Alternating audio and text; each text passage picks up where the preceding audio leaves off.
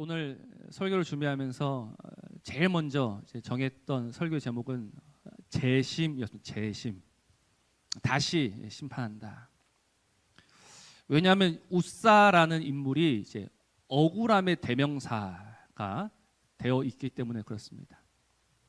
하나님의 법궤를 이제 옮겨가고 있는데 소들이 뜁니다. 소들이 뛰니까 자연히 그 법궤가 떨어질 수밖에 없겠죠. 그래서 그 옆에 있던 웃사가 손으로 잡았어요. 하나님의 법궤가 떨어지는 것을 웃사가 막았단 말입니다. 그러면 웃사는 칭찬받아야 합니까? 벌을 받아야 합니까? 칭찬받아야 하는데 하나님이 웃사를 어떻게 하십니까? 죽이십니다.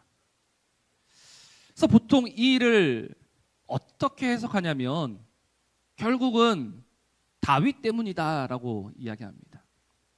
하나님의 법궤는 이 수레에다 옮기는 것이 아니라 레이지파, 특별히 고핫 자손들이 어깨에 메어서 옮겨야 하는데 다윗이 부주의하여서 수레를 준비하였고 하나님이 차마 다윗은 죽이지 못하시고 대신 웃사를 죽이셨다라고 이야기들을 합니다.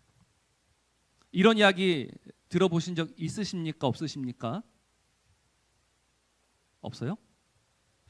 있어야 되는데요.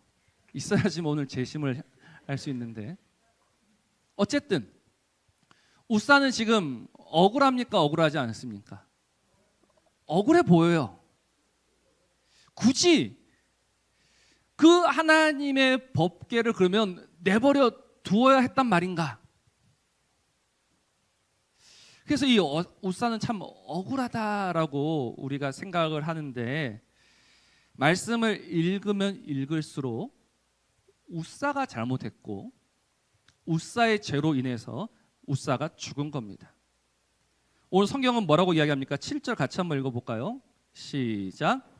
여호와 하나님이 웃사가 잘못함으로 말미암아 진노하사. 분명히 누가 잘못했다라고 이야기합니까? 웃사가 잘못했다. 웃사가. 그러면 웃사가 뭘 잘못했는지 우리는 오늘 한번 보게 될 것입니다. 우리 오늘 사무엘하 이 6장 말씀을 이해하려면요 잠시 사무엘상 7장으로 가셔야 합니다. 우리 사무엘상 7장 한번 가봅시다. 사무엘상 7장까지 우리 한번 같이 가보겠습니다. 우리 사무엘상 7장 우리 1절, 2절 같이 한번 읽어볼까요? 1절, 2절 같이 한번 읽습니다. 시작.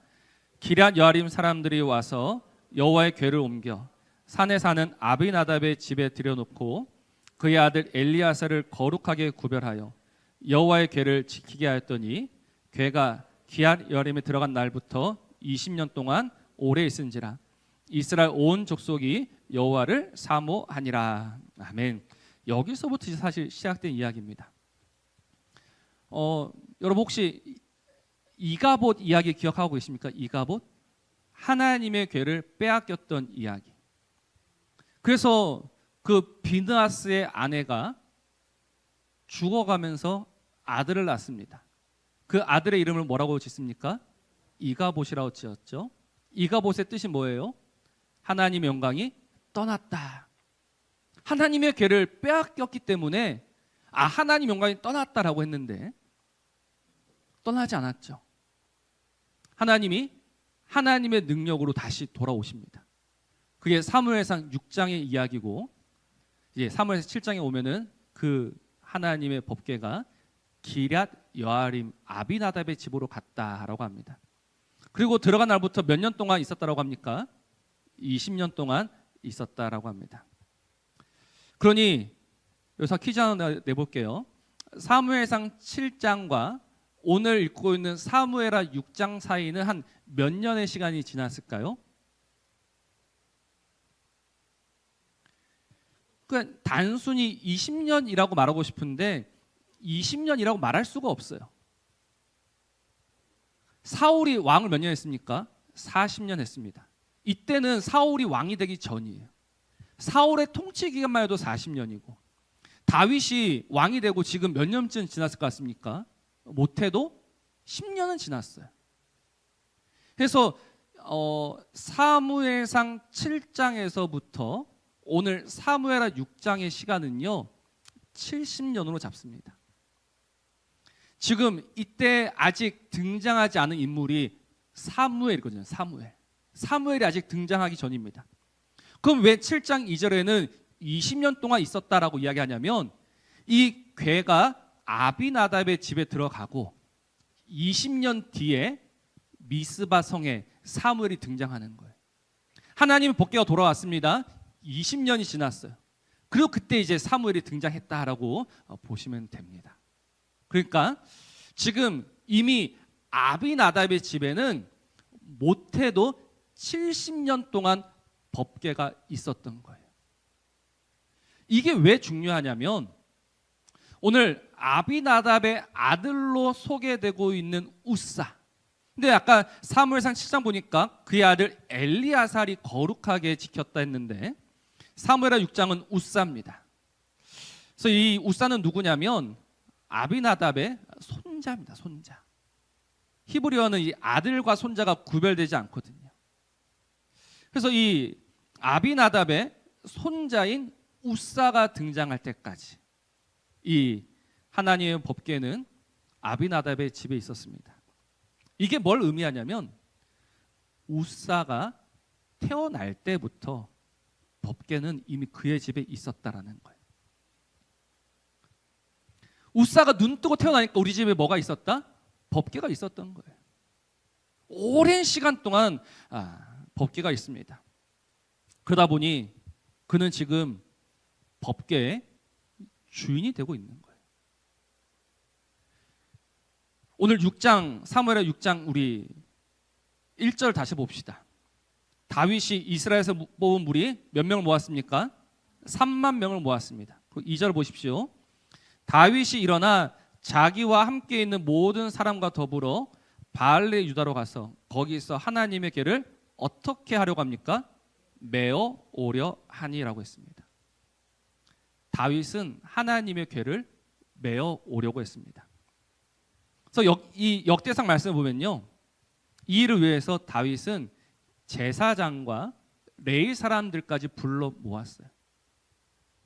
다윗은 하나님의 궤를 수레에 실어서 나올 마음은 없었습니다.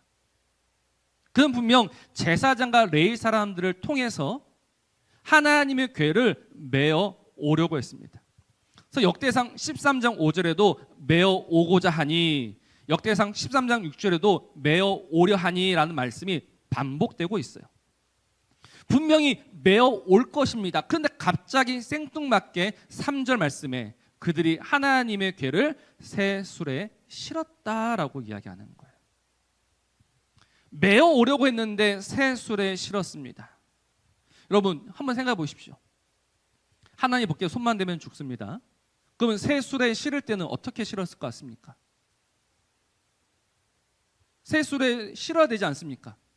손 대면 죽는데. 이때 분명히 레위 사람들이 어깨에 메어서 올렸을 거예요. 근데 왜 이 일이 있었느냐? 바로 우사가 주인 노릇했기 때문에 그런 겁니다. 이 나오는 행렬을 한번 쫙 우리가 머릿속에 한번 그림을 그려보면 이 우사가 엄청나게 주인 노릇하고 있다는 것을 알 수 있습니다.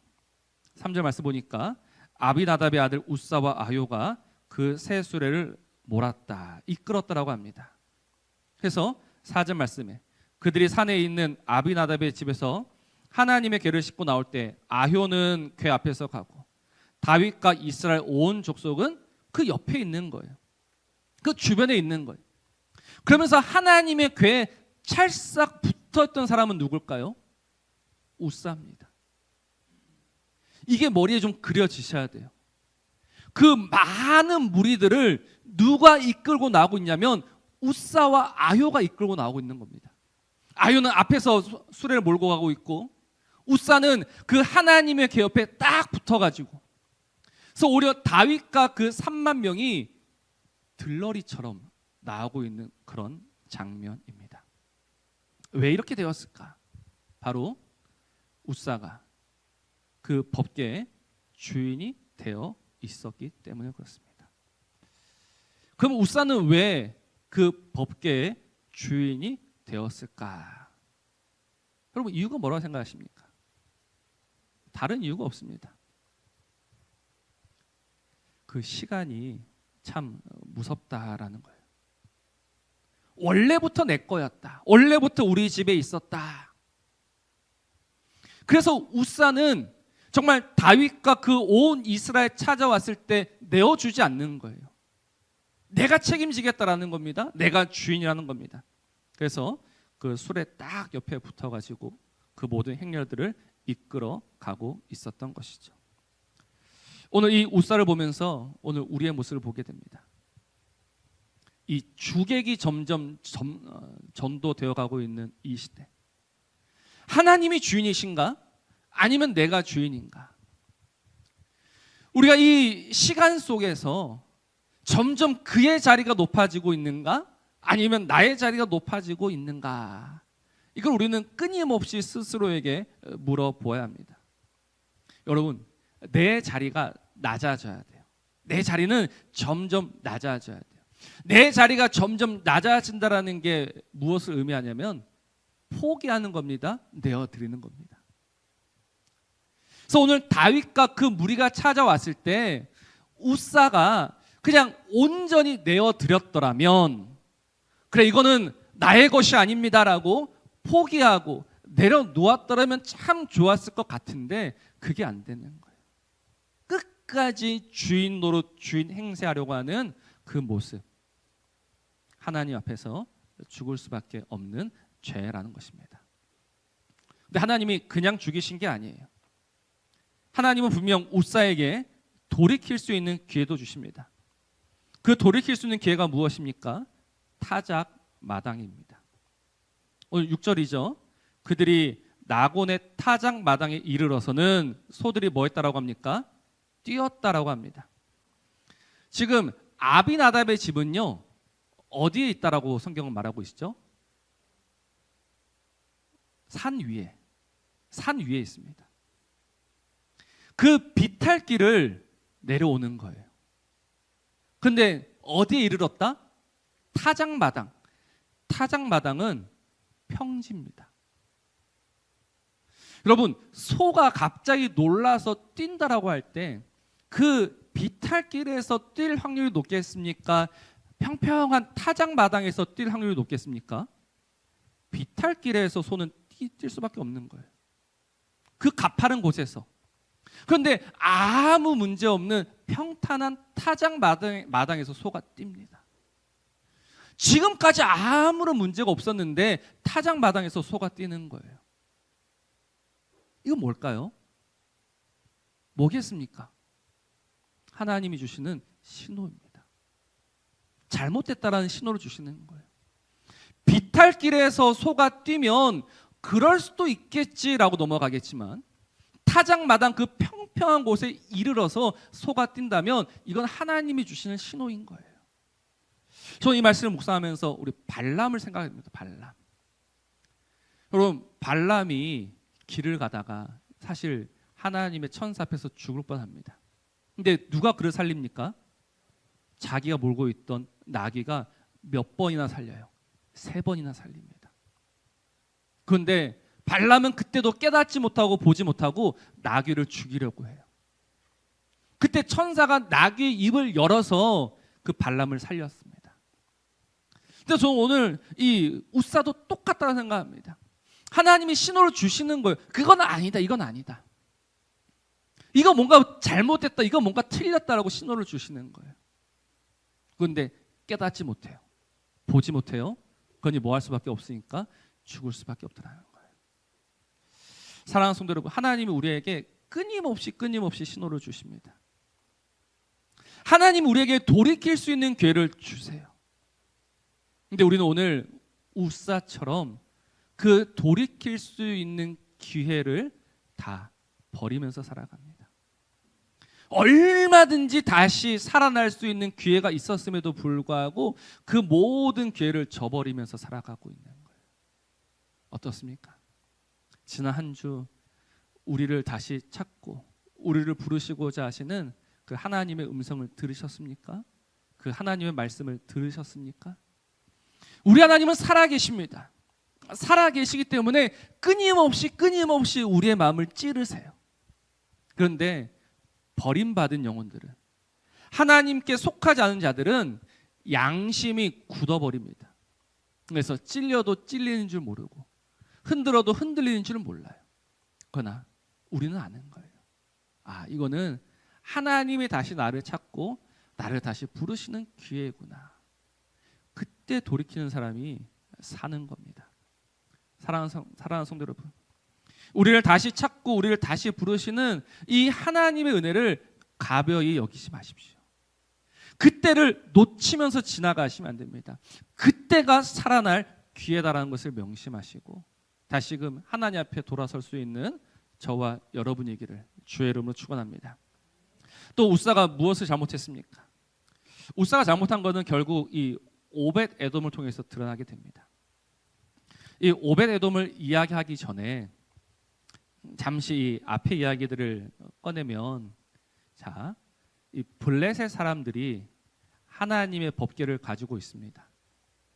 근데 하나님의 법궤를 가지고 있다 보니 죽을 것 같은 거예요.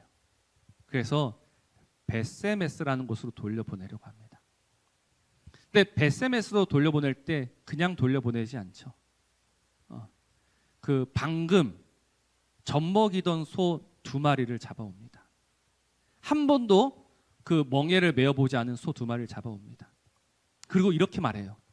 저기 벳세메스로 보낼 건데 그냥 그 소가 쭉 가면 이거는 하나님이 하신 일이고, 그러나 좌로나 우로나 치우치면 우리한테 내렸던 그 형벌과 심판은 하나님이 하신 일이 아니다 라고 이야기를 해요.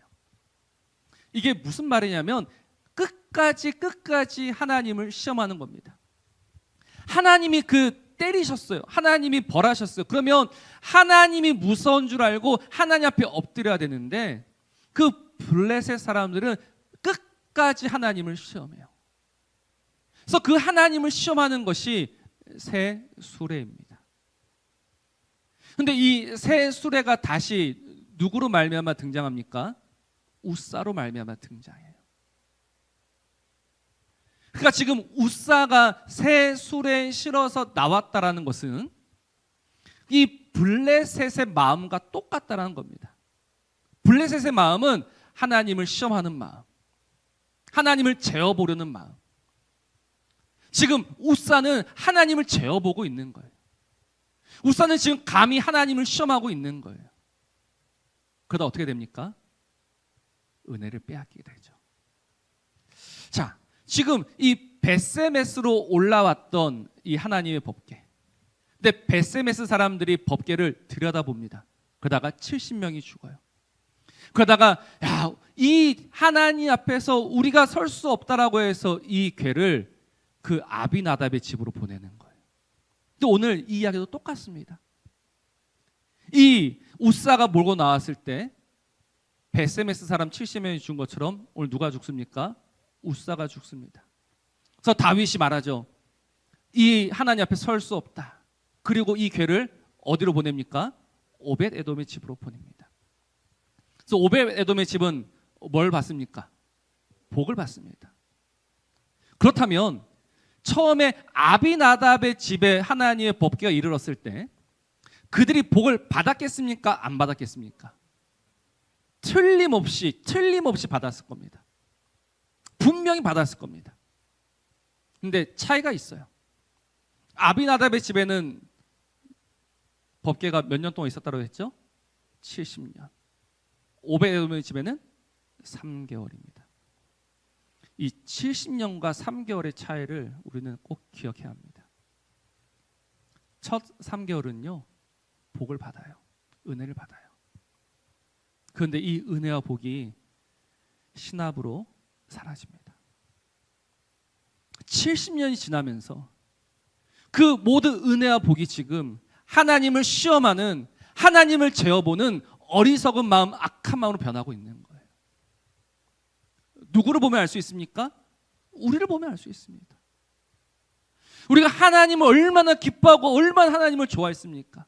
하나님을 즐거워하면서 하나님을 뜨겁게 노래했던 저와 여러분들이지 않습니까? 그런데 시간이 지나면 지날수록 은혜는 사라져가고요, 은혜는 희미해져 가고, 그 자리에 어떤 마음만 들어온다? 하나님을 시험하는 마음만 들어오고 있는 거죠. 끝까지 하나님을 시험하려고 했던 블레셋과 우사의 그 마음이 오늘 우리의 마음이 되어가고 있다는 겁니다. 왜 하나님이 나를 돌아보지 아니하실까? 왜 하나님이 나를 사랑하지 아니하실까? 왜 하나님이 나에게는 이제는 더 이상 응답도 하지 아니하실까? 불평과 불만이 점점 차곡차곡 쌓여가고 있다라는 겁니다. 그래서 오늘 이 우사를 보면서 너무너무 안타까운 거예요. 하나님의 은혜와 하나님의 복이 이르렀음에도 불구하고 결국 그 모든 시간 속에서 은혜를 빼앗기고 있는, 그래서 이 은혜가 어디로 갑니까? 오베에돔은 누구예요? 가드 사람입니다. 가드 사람이라는 뜻이 뭐죠? 블레셋 사람이라는 거예요. 블레셋 사람 중에 이스라엘에게 항복한 사람입니다. 오히려 이 이스라엘에게 임해야 될 하나님의 복이 이 이방인에게 흘러가고 있는 거예요. 그리고 오늘 그 은혜와 복이 오늘 우리에게까지 이르렀습니다.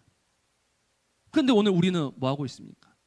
여러분 로마서 말씀 기억하십니까? 하나님이 원가지들도 아끼지 아니하셨다. 그러므로 너희도 아끼지 아니하실 것이다라는 크고 두렵고 무서운 경고의 말씀. 원가지들도 아끼지 아니하신 그 하나님이 접붙임 받은 가지를 아낄 거 같냐라고 오늘 우리에게 물어보고 있는 거예요. 이게 이 하나님의 은혜를 헛되이 여기며 하나님 은혜를 가벼이 받고 있는 우리에게 주시는 경고입니다. 언제부터 하나님 은혜가 당연한 것이 되었습니까? 언제부터 하나님의 은혜가 값싼 은혜가 되었습니까? 은혜가 정말로 그런 것입니까? 은혜가 아무에게나 주어지는 것입니까? 은혜는 하나님께서 택하신 자에게 주어지는 겁니다. 하나님께서 오늘도 그 사랑하시는 자에게 그 모든 은혜를 주시는데, 처음에는 그 은혜에 감격하면서, 처음에는 그 은혜에 기뻐하면서, 처음에는 그 은혜를 노래하면서 살아가던 우리가 더 이상 노래하지도 않고 기뻐하지도 않고 감격하지도 않고 감사하지도 않고 그저 당연한 것으로, 그러면 우사가 됩니다. 망할 수밖에 없습니다. 우리는 여기에서 다시금 배워야 합니다. 저는 오늘 이 이야기의 결론이 다윗으로 끝난다라고 생각해요. 다윗이 오늘 이 우사의 죽음을 보면서 많은 것들을 배웠습니다. 그가 배웠던 첫 번째가 뭐냐면요, 우리 오늘 8절 같이 한번 읽어볼까요? 8절 같이 한번 읽어봅시다. 시작. 여호와께서 우사를 치심으로 다윗이 분하여 그곳을 베레스 우사라 부르니 그 이름이 오늘까지 이르니라. 아멘. 야, 이 정말로 어려운 말씀이 8절 말씀인데요, 이 일을 인하여서 다윗이 지금 분했다, 화를 냈다라고 성경은 이야기합니다. 그런데 누구에게 화를 냈는지는 잘 안 나와요. 그래서 해석이 참 다양합니다. 그래서 심지어 이 말씀을 다윗이 하나님에게 화를 냈다라고 해석하기도 합니다. 여러분들은 어떻게 생각하십니까? 다윗이 지금 누구한테 화를 내고 있는 것 같습니까? 다윗이 누구한테 화를 내고 있는 것 같습니까? 세 개 중에 하나일 거예요. 우사든지 자기 자신이든지 하나님이든지. 누구일 것 같습니까? 다윗은 왜 자기 자신한테 화를 낼까요? 전 다윗이 자기 자신에게 화를 냈다고 생각합니다. 특별히 어떤 부분에서 화를 냈느냐, 바로 우사한테 모든 주도권을 넘겨버린 그 부분. 다윗과 이스라엘 3만 명이 가서 하나님의 법궤를 메어오려고 할 때 우사가 주인 노릇을 하고 있습니다. 근데 그 모든 영적 주도권을 누구한테 줍니까? 우사한테 주는 거예요. 그러니 메어오려고 갔는데 이 영적 주도권을 뺏기니 법궤를 수레에 싣고 나오고 있는 거예요. 그리고 다윗은 그때 그 일을 깨닫는 겁니다. 내가 이걸 포기하면 안 됐었는데, 내가 그거는 놓치면 안 되는 거였는데, 내가 오늘 그 영적 주도권을 빼앗김으로 말미암아 오늘 이 베레스 우사의 사건이 일어났구나. 다윗은 그게 분했던 겁니다. 사랑하는 성도 여러분, 정말 죄송한 말씀이지만 목사로서 이 말씀에 참 많은 도전을 받습니다.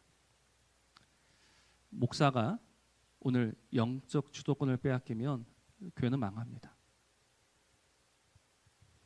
목사가 쓰러지면 교회는 망합니다.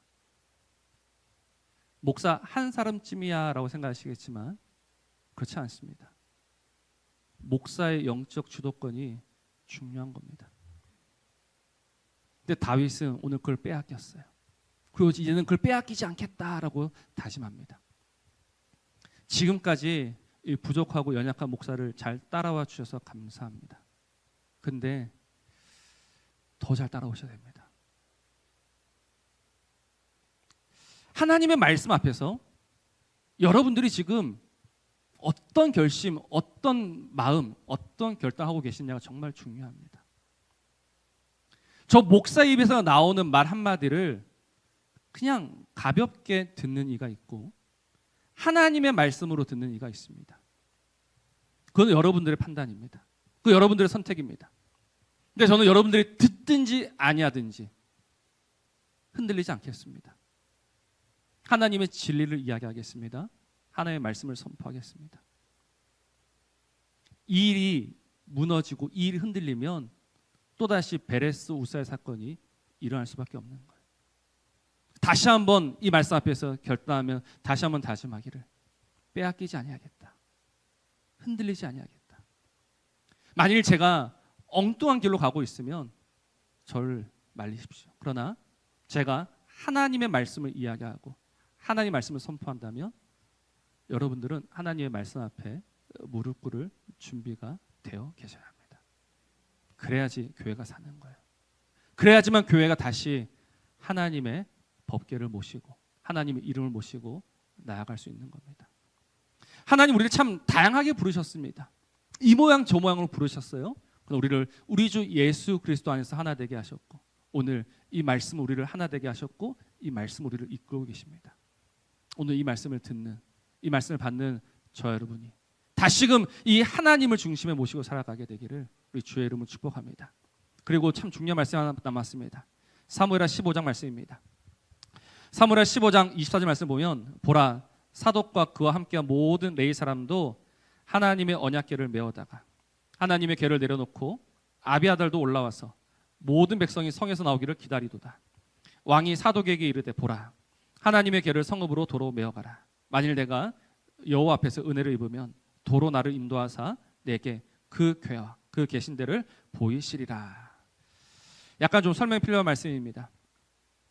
이때가 언제냐면 다윗이 자신의 아들 압살롬 때문에 피신할 때입니다. 도망칠 때입니다. 도망치니까 그 옆에 있던 신하들, 특별히 제사장 그룹이 뭐를 가지고 옵니까? 하나님의 법궤를 가져왔어요.